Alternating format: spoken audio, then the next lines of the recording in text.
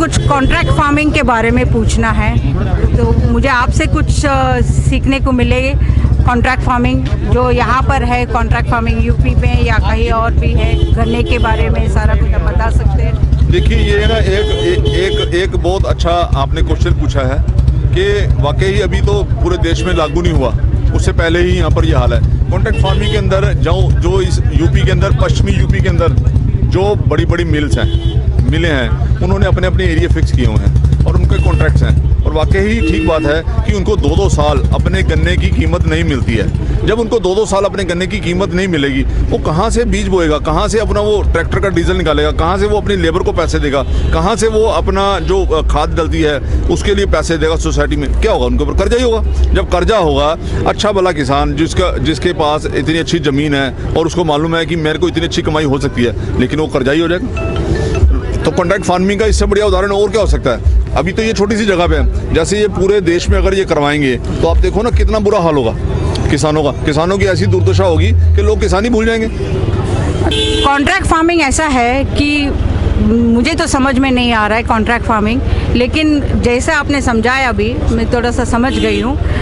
और इसमें किसका फ़ायदा है और किसका नुकसान है? कॉन्ट्रैक्ट फार्मिंग में सीधा जो कॉर्पोरेट ऑफिस है या कॉर्पोरेट घराने हैं, उनका सीधा फायदा है। सपोज कीजिए आपकी ज़मीन है, आपके पास, आपने 10 एकड़ ज़मीन उनको कॉन्ट्रैक्ट पे दी और 10 साल के लिए लीज पे दे दी। इसके अंदर ये बड़ा सीधा प्रावधान है कि जो कोऑपरेटिव है, जो कंपनी है, वो उस ज़मीन के ऊपर लोन ले सकती है। वो लोन लेती है, उनका 2 या 3 साल के अंदर उनको खेती अच्छी नहीं चली या उनको प्रॉफिट नहीं वाला, वो छोड़ के चले जाएंगे, लेकिन वो जो ज़मीन के ऊपर लिया हुआ लोन है वो आपको चुकाना पड़ेगा। ये कहाँ की समझदारी है जी? आप मेरे को बताएं, ये कहाँ की समझदारी है? सबसे बड़ा वीक पॉइंट ही इसके अंदर ये है। मतलब चिट भी मेरा, पट भी मेरा। हाँ जी, चित भी मेरा, पट भी मेरा, दोनों इसके अंदर ये सारी स्कीम है। यही चीज़ों, ये तो छोटे पॉइंट्स को लेके ये सारे किसान, ये देश के अन्नदाता यहाँ सड़कों पर बैठे हुए हैं। नहीं तो इनको आज की डेट में इतनी ठंडी है, आप हमारे साथ यहाँ रात को रुक के देखिए। रात को हम 2-2, 3-3 बजे तक यहाँ पर होते हैं। मतलब 2-3 बजे क्या, 11:30-12 बजे के बाद यहाँ पर आप खड़े नहीं हो सकते, इतनी ठंडी हवाएं चलती हैं, इतनी ठंड होती है। उसमें भी ये सारे हमारे भाई यहाँ बैठे हुए हैं। क्यों बैठे हुए? अपने हक के लिए बैठे हुए हैं। तो मैं समझता हूँ सरकारों को अपनी जिद छोड़ के इन किसानों की बात माननी चाहिए और जो इनका बनता हक है इनको जल्दी से जल्दी देना चाहिए। मतलब contract farming is a failure system. Yes, 100% failure. अगर इसको लागू भी करना है तो इसके अंदर थोड़ा सा अमेंडमेंट करना चाहिए ना, ताकि कम से कम ये किसान भाई तो जो है ये सेफ तो हो जाए, इनकी ज़मीन सेफ हो, इनका घर सेफ तो हो ना। लेकिन जो सिस्टम बना के रखा है इसमें तो थोड़े दिन बाद वो अंग्रेज़ों वाला हाल हो जाएगा। अंग्रेज़ों को क्या हाल था? यही हाल था, तो वही हाल इनका हो जाएगा। मतलब डिवाइड एंड रूल। या 100%। They will opt the contract farming divide and rule policy opt करेंगे। नहीं, देखो डिवाइड एंड रूल वाली बात नहीं है, लेकिन जो ये पॉलिसी है ना, ये अंधेरे की तरफ लेके जा रही है हर एक किसान को। अभी स्टार्टिंग के अंदर अच्छा लगेगा कि मेरे को 2 साल पैसे आ रहे हैं, मैं काम नहीं करूँगा, मेरे को बैठे बैठे पैसे आ रहे हैं, लेकिन इनको भाइयों को ये नहीं पता कि उसके बाद इनका होने क्या वाला है। कंपनी तो चुप करके निकल जाएगी, अपने पेपर्स के अंदर दिखा देगी जी मेरे को लॉस हो गया, उसके बाद जमीनें तो इनकी गई ना। मतलब कॉन्ट्रैक्ट फार्मिंग बहुत खतरनाक, 100% खतरनाक नहीं, बहुत खतरनाक। ये तो किसान के साथ साथ किसानी भी खत्म कर देंगे इस देश से। मतलब ये पूरी तैयारी से आए हुए हैं कि भैया कॉन्ट्रैक्ट फार्मिंग करेंगे तो जितने परसेंटेज फार्मिंग इस देश में है, जैसे विदेशों में ख़त्म किया है, हार्डली 2%, 3%, 10, ज़्यादा से ज़्यादा 10% रह गया है, वैसे ही कुछ इस देश का हाल होने वाला है कॉन्ट्रैक्ट फार्मिंग से। नहीं, मैं आपकी बात से सहमत नहीं हूँ। अगर आप देशों विदेशों की बात करें, हमारे कौन से देशों में हमारे लोग नहीं रहते? अगर मैं कनाडा की बात करूं या ऑस्ट्रेलिया की बात करूं, कनाडा के अंदर जो MSP है उसके अंदर गवर्नमेंट बड़ी फेयर है। सबसे बहुत प्रॉब्लम तो ये है ना फेयरनेस की। वो वहाँ गवर्नमेंट इतनी फेयर है कि अगर आपके साथ उनका सपोज करो अगर दूध का या मिल्क का ही कॉन्ट्रैक्ट है तो उन्होंने जितना आपका दूध उनको चाहिए या नहीं चाहिए, जितनी आपके यहाँ पैदावार हुई है वो लेंगे, चाहे वो उसको बाद में सड़कों में बिखेर दें, लेकिन आपको उसकी कीमत मिलेगी। यहाँ पर वो चीज़ है ही नहीं। यहाँ तो ये है ना कि अगर किसी भी कॉर्पोरेट घराने को घाटा हुआ, वो तो अपनी मंजी बोरी बिस्तरा लेके चलता बनेगा। फंस कौन गया? फंस गया गरीब किसान। इसका वाली वारिस कौन है? ये चीज़ है।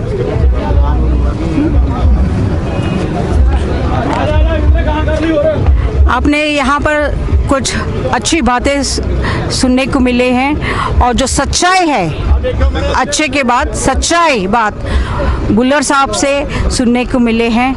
और मैं चाहती हूँ, मैं रिक्वेस्ट करती हूँ प्राइम मिनिस्टर मोदी से कि प्लीज़ सर आप इन किसानों की आवाज़ सुनिए और प्लीज़ इनके साथ आ जाइए, इनके साथ आके इनका जो भी इच्छा है इनका पूरा कीजिए। हमारे साथ मिस्टर इंद्रजीत संधू जी भी है, वो कॉन्ट्रैक्ट फार्मिंग के ऊपर कुछ कहना चाहते हैं और मैं पीछे थोड़ी देर पहले इनसे बातचीत कर रही थी कॉन्ट्रैक्ट फार्मिंग के ऊपर। हाँ जी मिस्टर इंद्रजीत जी, आप कॉन्ट्रैक्ट फार्मिंग के ऊपर कुछ बोल सकते हैं? वाहेगुरु जी का खालसा वाहेगुरु जी की फतेह। कॉन्ट्रैक्ट फार्मिंग बेसिकली क्या है कि जैसे मल्टीनेशनल कंपनीज हैं कि हम एक किसान से उसकी ज़मीन के कॉन्ट्रैक्ट कर लेंगे, उसके बाद उनकी एक उसमें क्लॉज है, जिसमें जो इन्होंने कानून बनाया उसमें क्लॉज है कि अगर उस जो भी कॉन्ट्रैक्ट करेगा वो उसके पैसे तभी देगा जब उसको फसल पसंद आएगी। अगर उसके मापदंड के हिसाब से वो फसल नहीं होगी तो वो फसल नहीं उठाएगा और उसके लिए आप कोर्ट नहीं जा सकते, आपके हाथ पैर बिल्कुल काट दिए गए। आपका कोई डिस्प्यूट होता है पूंजीपति से, पूंजीपति तो बैठा बॉम्बे में, उसका मैनेजर होगा यहाँ पे, तो आप मैनेजर से क्या बात करें? वो कहेगा भी मालिक से बात करो। और इन्होंने कहा है कि आप उस कानून उनके आपका कोई डिस्प्यूट होता है तो you can't go to court, आपके लिए कोर्ट के रास्ते बंद कर दिए गए हैं। आप सिर्फ एसडीएम तक जा सकते हो। एसडीएम जो है वो गवर्नमेंट ऑफिशियल्स होते हैं, वो गवर्नमेंट की बात सुनेंगे, वो किसान की बात नहीं सुनेंगे। तो इसमें बहुत कमी है। और अब जैसे मान लिया आपने कॉन्ट्रैक्ट कर लिया 20 साल का, 15 साल का, 10 साल का, इन द मीन टाइम आपकी डेथ हो जाती है किसान की, तो उनके बच्चे मतलब वो बात वही आ जाएगी कि कानूनन तौर पे वो कहीं पे क्लेम ही नहीं कर सकते। अगर कोई डिस्प्यूट हो जाता है या फसल का डिस्प्यूट होता है, कल को आपको पैसे का डिस्प्यूट हो जाता है, आपको नहीं मिलता पैसा, मतलब उन्होंने एक क्लॉज ऐसा डाल दिया है, उसमें ऐसा क्लॉज डाल दिया है कि आप